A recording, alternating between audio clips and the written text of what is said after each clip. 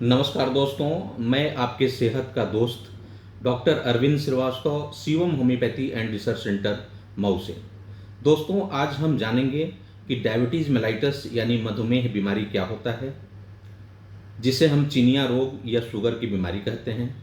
यह क्या होता है, कैसे होता है, यानी कि इसके प्रमुख कारण क्या है होने के, कैसे हम इसे पहचानें, इसकी डायग्नोसिस कैसे करें, इसका इलाज क्या होगा, साथ ही बचाव के उपाय क्या हैं और क्या होम्योपैथी में इसका सटीक निदान है। तो दोस्तों, आइए सबसे पहले हम शुरू करते हैं कि डायबिटीज़ मेलाइटस यानी मधुमेह शुगर की बीमारी है क्या। दोस्तों, आज पूरी दुनिया इसके चपेट में है। अगर ये कहें कि यह बहुत बड़ी महामारी के रूप में है तो इसमें कोई अतिशयोक्ति नहीं होगी। करीब करीब 450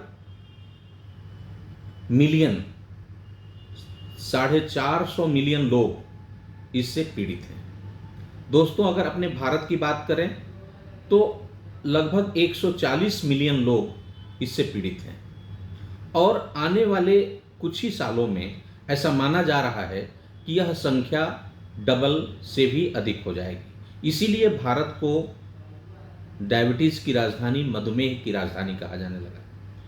दोस्तों, अपने भारत में हर 5 में एक व्यक्ति, यानी अगर कल्पना करें हर 5 में एक व्यक्ति, इसका मतलब ये है कि हर परिवार में कोई ना कोई सदस्य या उसके कोई ना कोई दोस्त मित्र के परिवार का सदस्य आज डायबिटीज का शिकार है, यानी शुगर के मर्ज का शिकार है।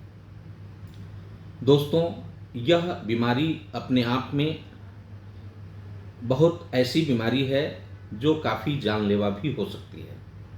इसे साइलेंट किलर या स्वीट पॉइजन की संज्ञा दी जाती है। दोस्तों, यह तरह तरह के कॉम्प्लिकेशंस, कोई ऐसा अंग नहीं है जिसे यह खराब नहीं कर सकता और धीरे धीरे करके व्यक्ति को खोखला कर देता है और असामयिक मृत्यु का कारण बनता है। दोस्तों, आपको जान के हैरानी होगी कि हमारे जो हृदय के सर्जन हैं ऐसा मानते हैं कि जितनी भी हृदय की सर्जरी करनी पड़ती है उसमें 50% हृदय की सर्जरी का मुख्य कारण है डायबिटीज़, यानी हृदय की बीमारी का मुख्य कारण है डायबिटीज़। उसी तरह से गुर्दे के जितने भी पेशेंट हैं उसमें मोर देन 50% केसेस का मुख्य कारण है डायबिटीज़ मेलाइटस, अनियंत्रित मधुमेह या अनियंत्रित शुगर की बीमारी। तो दोस्तों, ये अपने आप में काफ़ी खतरनाक है, इसलिए भी इसे हमें जानना बेहद ज़रूरी है और ठीक से जानना बेहद ज़रूरी है। दोस्तों, इसलिए मैं आपसे गुजारिश करूँगा कि आप अंत तक इस वीडियो को ठीक से देखें तो आपको मधुमेह के बारे में, यानी डायबिटीज़ मेलाइटस के बारे में बहुत अच्छी जानकारी ज़रूर मिलेगी। दोस्तों, मधुमेह होता क्या है? मधुमेह का मतलब यह है कि जब आपके खून में शर्करा की मात्रा, यानी ग्लूकोज की मात्रा, यानी चीनी की मात्रा काफ़ी अधिक हो जाती है और एक लेवल से जब ऊपर रहने लगता है तो वो जांच में आता है, उसे मधुमेह कहते हैं। और वह शर्करा हमारे शरीर के हर अंग को नुकसान पहुंचाता है। दोस्तों, कुदरती तौर पे हमारे शरीर में एक बहुत ही अच्छा हार्मोन बनता है जिसे हम लोग इंसुलिन बोलते हैं। यह बीटा सेल्स ऑफ पैंक्रियाज से यह बनता है, यानी पैंक्रियाज से यह जो है हार्मोन हमारे शरीर में बनता है। हम यह सब जानते हैं कि जो भी भोज्य पदार्थ हम लेते हैं, चाहे वो भोजन का स्वरूप जो भी हो, चाहे उसमें कार्बोहाइड्रेट हो, माइक्रोन्यूट्रिएंट्स, कार्बोहाइड्रेट, फैट, प्रोटीन हो, या माइक्रोन्यूट्रिएंट्स, पानी, minerals, vitamins and all the things, जो कुछ भी हम खाते हैं वो डाइजेस्ट होकर के ही हमारे शरीर में लगता है और उसी से जो एनर्जी बनती है वही एनर्जी हमारे शरीर को सारी एक्टिविटीज़ कराती है या हम अपनी सारे एक्टिविटीज़ को परफॉर्म कर पाते हैं। यानी जो कुछ भी हम खाते पीते हैं, अगर वो प्रॉपर तरीके से डाइजेस्ट नहीं हो, प्रॉपर तरीके से एसिमिलेट और एब्जॉर्ब ना हो, तो जो एनर्जी है वो हमारे शरीर में नहीं बन पाएगी। अब आइए हम थोड़ा सा ब्रीफ में जान लें कि डाइजेशन के दो पार्ट हैं। एक तो जब हम कोई चीज़ खाते हैं, चाहे वो रोटी हो, चावल हो, दाल हो, हरी साग सब्जी हो, फल हो, जो कुछ भी हम सेवन करते हैं वो हम चबाते हैं, हमारे स्टमक में जाता है। स्टमक से फिर वो आगे बढ़ता है, आंतों में जाता है, वहाँ वो धीरे धीरे वो टूटते हुए जाता है और फिर वो डाइजेस्ट होकर के और फिर आंतों के द्वारा उसमें से जो भी मटेरियल हमारे लिए उपयोगी होता है उसको एब्जॉर्ब कर लेता है। वहाँ तक वो कार्बोहाइड्रेट फॉर्म में एब्जॉर्ब होकर के ब्लड में चला जाता है। अब यह कार्बोहाइड्रेट जो ब्लड में गया हुआ है, जो ब्लड में कार्बोहाइड्रेट का मतलब कि ग्लूकोज या उसका कोई भी स्वरूप, ग्लूकोज, फ्रक्टोज, ग्लैक्टोज, माल्टोज, ये सारे के सारे जो है कार्बोहाइड्रेट के स्वरूप हैं। ये सारे के सारे जो है एक तरीके से ग्लूकोज हैं जो अल्टीमेटली ग्लूकोज में टूटते हैं, या फैट है या प्रोटीन है, ये सब भी आगे चल करके एनर्जी प्रोड्यूस करता है। दोस्तों, ये एब्जॉर्ब होकर के ब्लड में चला गया। अब इंसुलिन जिसकी चर्चा अभी हमने किया, इंसुलिन हार्मोन, वह इंसुलिन हार्मोन का यह दायित्व है, यह काम है कि वह इस कार्बोहाइड्रेट को, यह इस ब्लड में जो ग्लूकोज है, उस ग्लूकोज को हमारे शरीर के हर सेल तक पहुंचा दे। कभी कभी क्या होता है कि जो हमारा सेल, जो हमारा फंक्शनल यूनिट है, जो हमारा सेल, टिश्यू, ऑर्गन सिस्टम जिसको हम कहते हैं, वह जो फंक्शनल यूनिट है सेल, उस तक कभी कभी क्या होता है कि उसमें कुछ रिसेप्टर्स या कोडिंग्स होती हैं। वो कोडिंग पहले उसी इंसुलिन को पहचानती थी कि यह दोस्त है या यह किसी चीज़ को लाया हुआ है, वह हमारा दोस्त है। लेकिन एक ऐसी कंडीशन आती है जब वो इस चीज़ को पहचान नहीं पाती और इंसुलिन को रोक देती है कि नो, हम इसको एंट्री नहीं करने देंगे। यानी एक तरीके से इंसुलिन रेजिस्टिविटी डेवलप कर जाती है हमारे सेल के अंदर, और इस रेजिस्टिविटी की वजह से, इसी रेजिस्टिविटी की वजह से जो है हमारा जो इंसुलिन हार्मोन है वो इस ब्लड में जो ग्लूकोज है इसको एंट्री नहीं करा पाता हमारे सेल में। और जब ग्लूकोज हमारे ब्लड में जो अधिक मात्रा में है वह एंट्री नहीं पा पाता है हमारे सेल में, जहाँ पे ये डाइजेस्ट होना था, और डाइजेस्ट होने के बाद जहाँ डाइजेशन, जब इसका ब्रेक डाउन होता है इस ग्लूकोज का, तो वहाँ एटीपी और एनर्जी के रूप में ये लिबरेट होता। तो जहाँ एनर्जी, इसी ग्लूकोज से उस सेल को एनर्जी मिलनी थी, लेकिन यह हमारा जो इंसुलिन हार्मोन है वो उसको उस तक पहुँचा ही नहीं पा रहा है या घुसा नहीं पा रहा है ड्यू टू रेजिस्टिविटी।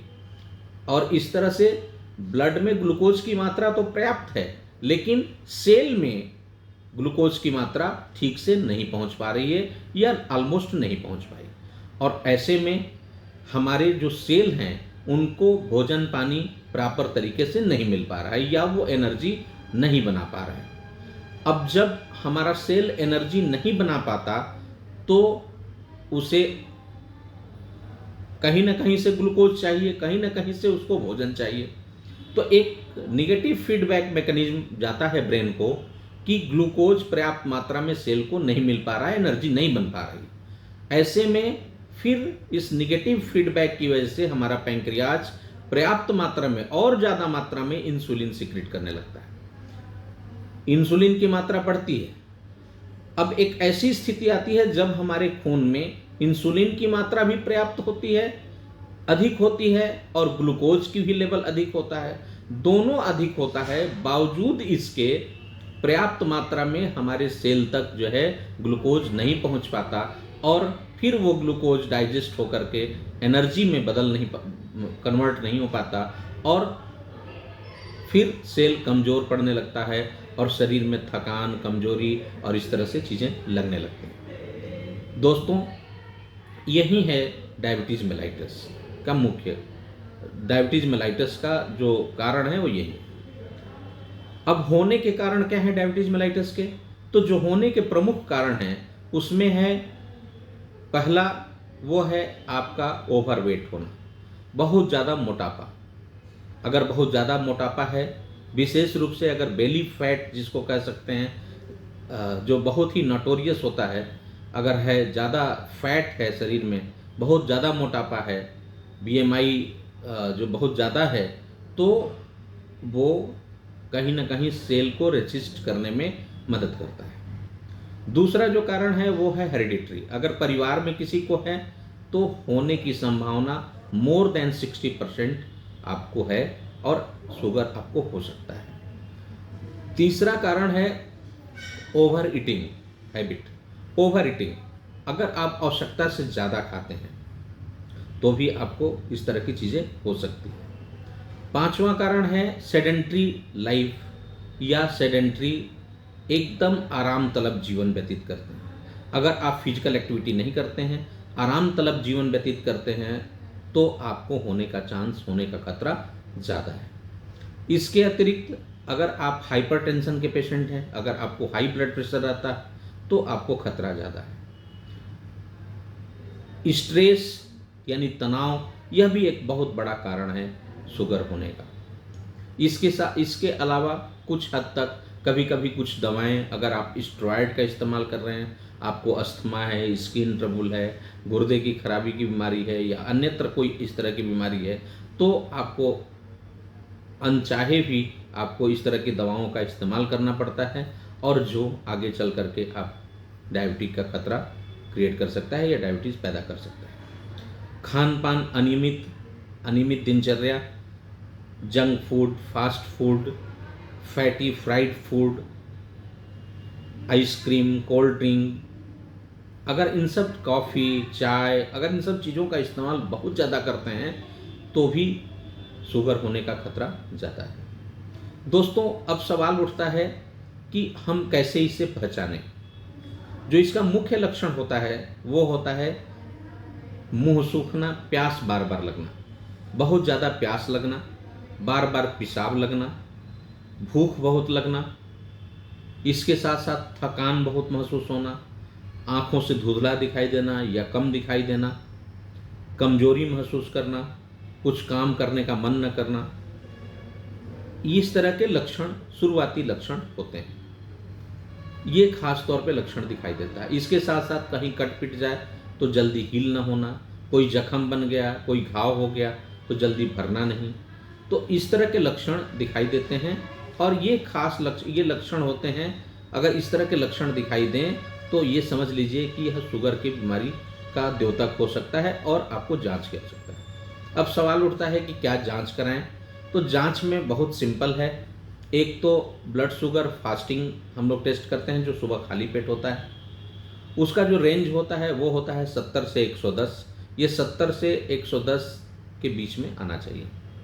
दूसरा जो होता है वो होता है पीपी, जिसको पोस्ट पैरेंडियल बोलते हैं, यानी खाना खाने के ठीक 2 घंटे बाद। इसका जो रेंज होता है वो 110 टू 150 या 160 तक होता है।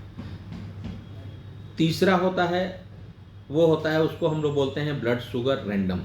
वो 24 घंटे में कभी भी किया जा सकता है, और उसका जो रेंज होता है वो होता है 70 टू 160। ये 70 से 160 के बीच में आना चाहिए। दोस्तों, अब जो एक अच्छा टेस्ट आ गया है HbA1c, यह एक टेस्ट है जो पिछले 3 महीने का ऑन एन एवरेज बताता है कि आपका पिछले 3 महीने का शुगर लेवल क्या रहा है, शुगर क्या रहा है। यह जो होना चाहिए, यह 5.5 के नीचे होना चाहिए। अगर ये 5.5 के ऊपर है तो आप पहले प्री डायबिटिक हैं, और 6.5 के अगर ऊपर है तो फिर आप डायबिटिक हैं। तो ये जांच होती है। कभी कभी हमें ग्लूकोज टॉलरेंस टेस्ट कराना चाहिए, जिसे हम लोग OGTT बोलते हैं, ओरल ग्लूकोज टॉलरेंस टेस्ट, जिसमें 75 ग्राम ग्लूकोज पिला करके और फिर 2 घंटे बाद टेस्ट किया जाता है, और फिर ये पता चलता है कि हमारे अंदर इंसुलिन की इफिकेसी क्या है, इंसुलिन बन रहा है कि नहीं बन रहा है, और वो किस हद तक जो है कंट्रोल कर पा रहा है। इसको हम लोग बोलते हैं OGTT, oral glucose tolerance test. तो इस तरह से हम जांच करा करके क्लियर हो जाते हैं कि यह है या नहीं। अब सपोज करिए कि अगर डायबिटिक हैं तो फिर इलाज क्या होगा। दोस्तों मैं बता दूं कि जिस लेवल का शुगर होता है उसी लेवल का इलाज करना पड़ता है। पहले शुरुआती दौर में अगर आपका शुगर का लेवल अप टू 200 तक जाता है और जब भी आप जांच करा रहे हैं 200 के नीचे ही आ रहा है, तो आपको किसी तरह की अभी मेडिकेशन की आवश्यकता नहीं है।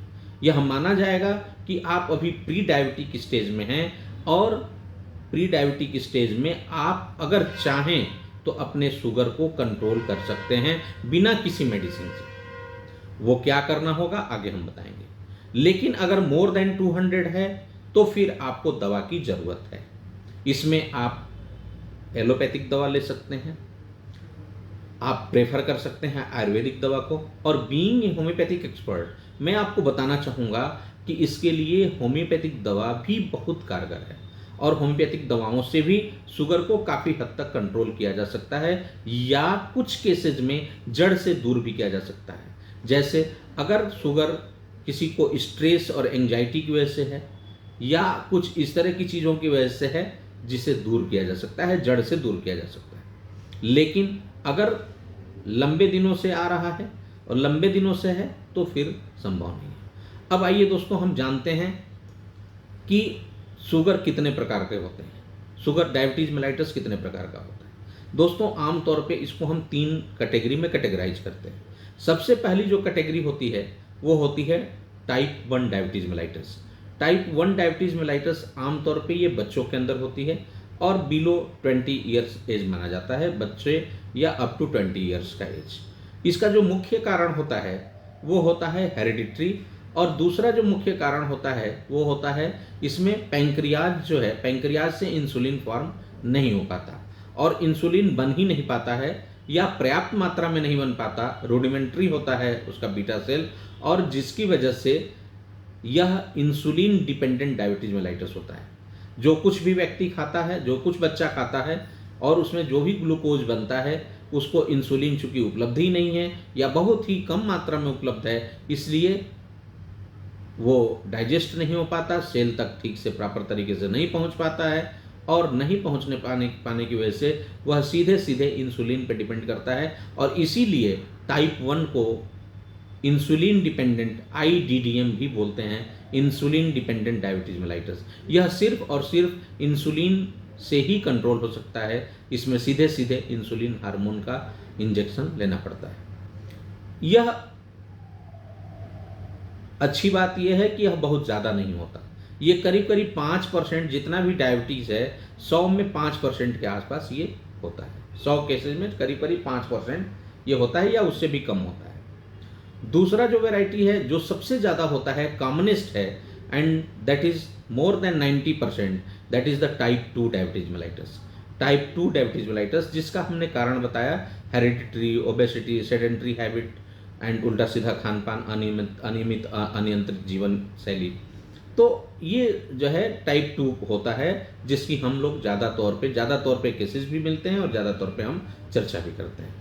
ये होता है टाइप 2।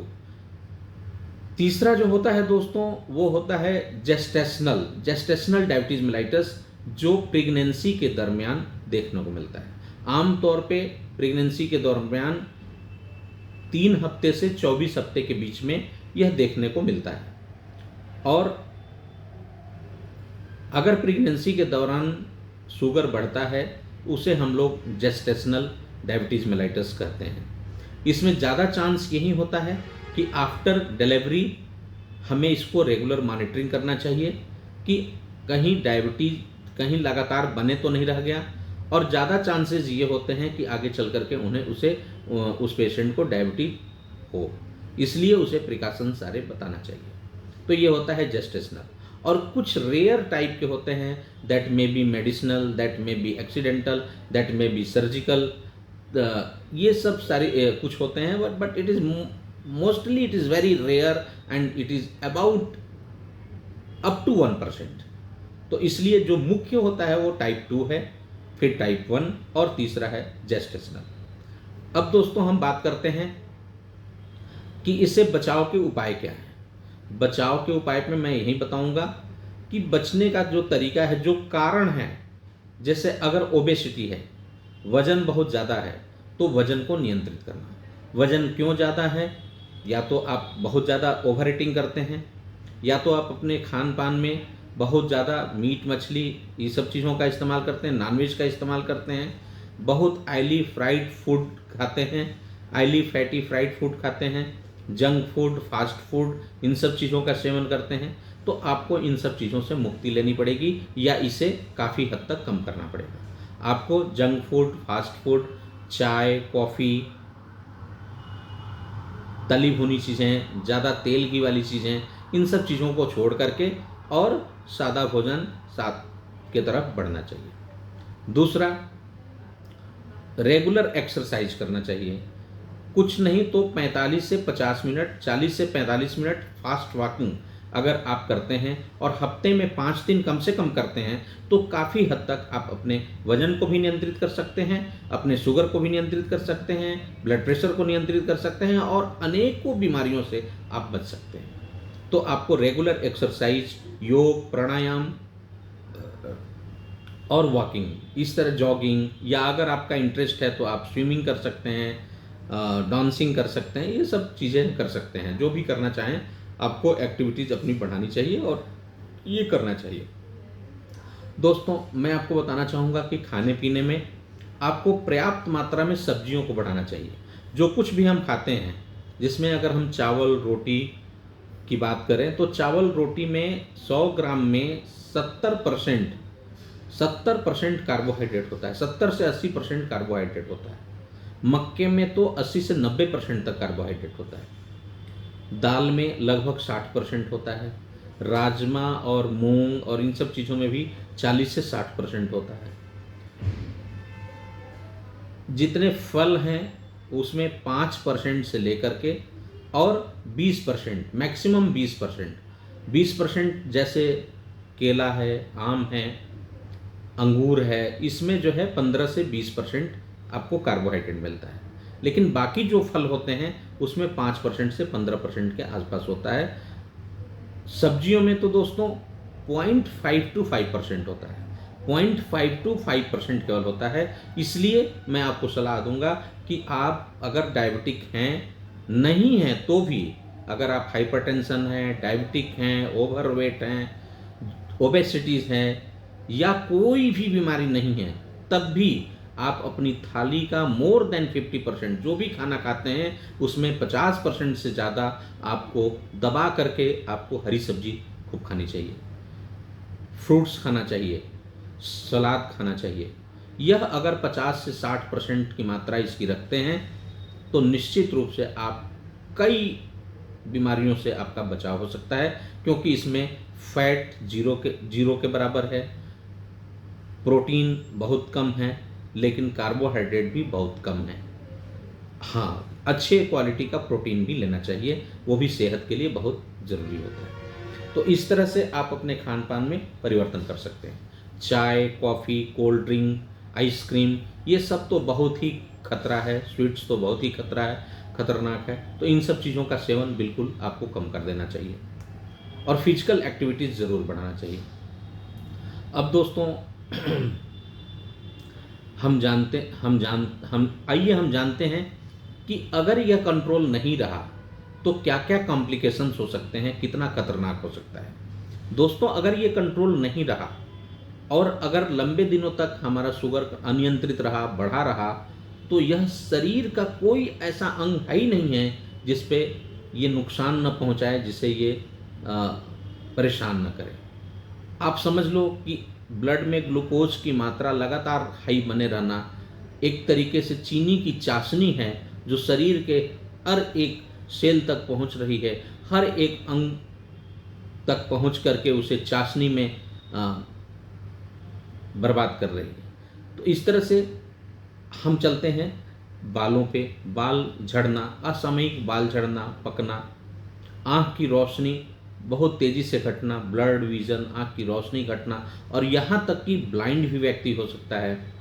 अगर हम दांतों की बात, मसूड़ों की बात करें, बार बार मुंह में, मसूड़ों में इन्फेक्शन, दांतों का ढीला पड़ जाना, मसूड़ों का कमज़ोर हो जाना, मसूड़ों से ब्लीडिंग, बदबू, इस तरह से चीज़ें होना। फेफड़ों की बात करें, फेफड़ा भी बहुत कमज़ोर हो जाता है। हार्ट पे तो बहुत ही बुरा प्रभाव पड़ता है। जो भी बीमारी आप सोच सकते हैं, जैसे कार्डियोमायोपैथी, डायबिटिक कार्डियोमायोपैथी डेवलप कर सकता है, CAD डेवलप कर सकता है, कोरोनरी आर्टरी डिजीज़, हार्ट कमज़ोर पड़ सकता है। और इस तरह से हार्ट की जो भी बीमारियां हैं वो सारी की सारी परेशानियां हो सकती है डायबिटीज़ की वजह से। आगे बढ़ते हैं, हम डाइजेशन की बात करें, हम डाइजेस्टिव सिस्टम की बात करें तो ये वेगस नर्व को प्रभावित करता है और डाइजेशन को भी ये डिस्टर्ब करता है और सीवियर कॉन्स्टिपेशन या ऑब्स्टिनेट कॉन्स्टिपेशन क्रिएट करता है और डाइजेशन काफ़ी कमज़ोर और पुअर कर देता है। Irregular bowel habit, irregular bowel syndrome या इस तरह की चीज़ों को पैदा करता है। गुर्दे पे बहुत बुरा प्रभाव पड़ता है। गुर्दे में यह क्रॉनिक किडनी डिजीज़ या क्रॉनिक रीनल फेलियर ये प्रोड्यूस कर सकता है। गुर्दे को पूरी तरह से यह ख़राब कर सकता है। और जैसा कि मैंने बताया कि गुर्दे की खराबी के जितने भी मरीज़ हैं उसमें 60% मरीज़ ये डायबिटीज़ मेलाइटस की वजह से हैं, शुगर की वजह से है, और दूसरे नंबर पर है हाई ब्लड प्रेशर। तो इस तरह से गुर्दे को ख़राब कर सकता है और खराबी लाता है। दोस्तों, यह जो है नर्व्स को भी प्रभावित करता है और डायबिटिक न्यूरोपैथी डेवलप करता है।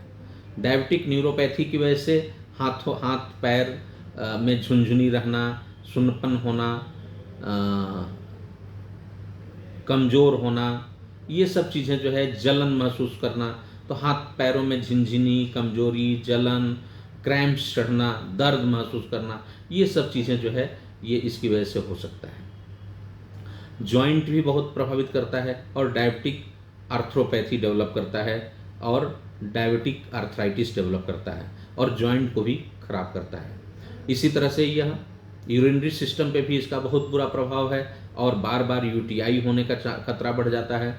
UTI, सिस्टाइटिस, पाइलोनेफ्राइटिस, पाइलाइटिस, है ना, इस तरह से यह बीमारियों का घर, अनेकों बीमारियों को यह जो है ला सकता है और खड़ा कर सकता है और जानलेवा साबित हो सकता है। इसलिए दोस्तों, ये बहुत ज़रूरी है कि जिस तरीके से पूरे विश्व में और अपने भारत में हर 5 में एक व्यक्ति डायबिटिक है या प्री डायबिटिक स्टेज में चल रहा है और गाहे बगाहे इसकी संख्या इससे भी बहुत ज़्यादा हो सकती है अगर ठीक से प्रॉपर तरीके से चेक किया जाए, तो हमारा ये दायित्व बनता है कि हम इस चीज़ को ठीक से समय रहते पहचानें और इसके बारे में जानें ताकि हमारा बचाव हो सके, हम स्वस्थ रह सकें, हमारा परिवार स्वस्थ रह सके, हमारा समाज स्वस्थ रह सके और हमारा देश स्वस्थ रह सके और देश स्वस्थ रह सके और समृद्ध हो सके। ये हम सबकी जिम्मेदारी है। तो दोस्तों, हमें उम्मीद है कि हमारा ये वीडियो आपको ज़रूर अच्छा लगा होगा और डायबिटीज़ मेलाइटस के बारे में आपको एक अच्छा कॉन्सेप्ट क्लियर दिया होगा और निश्चित रूप से इसका लाभ उठाते हुए आप अपने को शुगर से बचा सकते हैं या शुगर अगर है तो उसे पूरी तरह से नियंत्रित रख करके और 50 साल तक आप अपने को जिंदा रख सकते हैं, स्वस्थ रख सकते हैं, पूरी स्वस्थता के साथ जिंदा रह सकते हैं।